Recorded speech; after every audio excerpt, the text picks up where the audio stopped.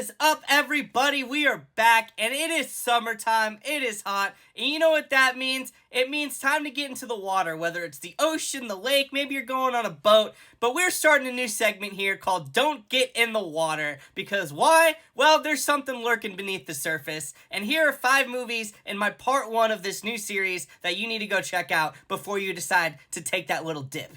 First up, we have Rogue, and if you're thinking about going to Australia, maybe don't take that trip because everything is bigger and scarier out there, including their alligators, and this movie basically follows a group of people who end up basically facing the biggest gator they've ever seen, and from there it becomes this whole tale of survival that's just honestly awesome. Find this one on Starz or Hulu. Are your friends trying to take you to the lake house this summer, maybe take a little trip on their boat? Well, maybe think twice before doing that because that lake could be infested with very hungry sharks that shouldn't and definitely don't belong there. What you have is Shark Night, which honestly is fantastic. It makes 0 sense whatsoever because if there's a shark that you like, it's in this movie. Whether it's a hammerhead, a great white, a cookie cutter, you name it, they got it. Find this one on Starz or on video on demand. You won't regret it. Your family trying to make you go on a cruise this summer, maybe a little offshore excursion on their yacht. Well, maybe take a second to think about that before you decide to jump on, because what you get is Ghost Ship, which is available to rent on all streaming services. It's highly worth it in my opinion.